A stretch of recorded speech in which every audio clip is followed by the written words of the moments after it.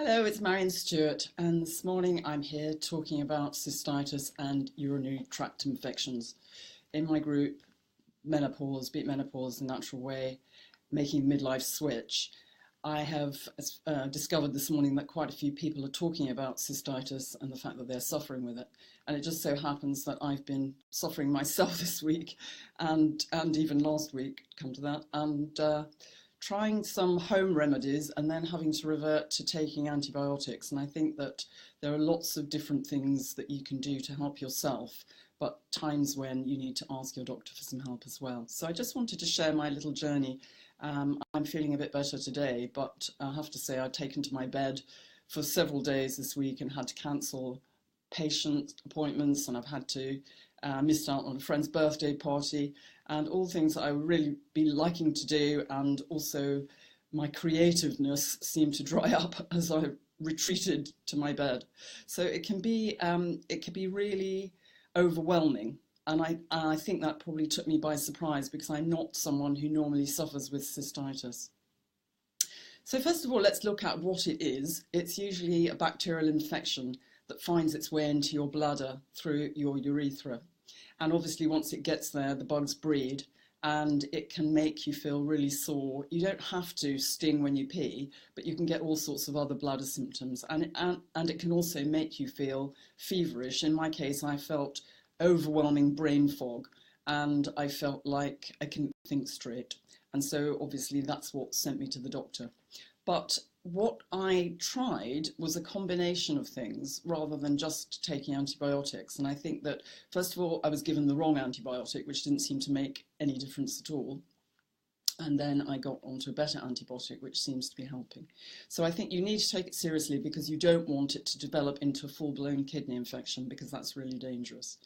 However, when you get the first twinges, there are things that you can do. And there's lots of things I'm taking, which I wanted to tell you about. So you may or may not want to try them. First of all, I always use something called D-mannose. So the minute I ever get a tingle, or I tell my patients, D-mannose is a kind of cranberry substance. It doesn't contain the sugar that cranberry juice does.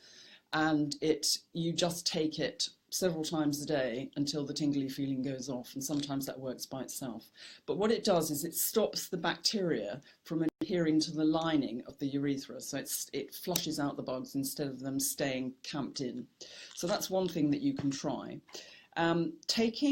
Very often, if you take antibiotics, you get an overgrowth of thrush in your system, and so it's important because you need to actually get that under control, because otherwise you get all sorts of other symptoms. So taking something like a strong probiotic, so acidophilus, you need to keep these in the fridge when you've opened them because they've got lots of live bugs in and they need to be kept at a really cool temperature.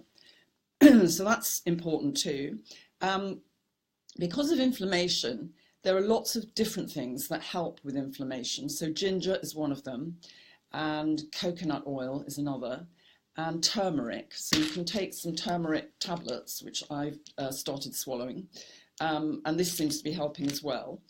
But also you can put in a shake. So this morning I made a shake and I put ginger in it and some coconut oil and a bit of cinnamon, which is anti-inflammatory, and some turmeric.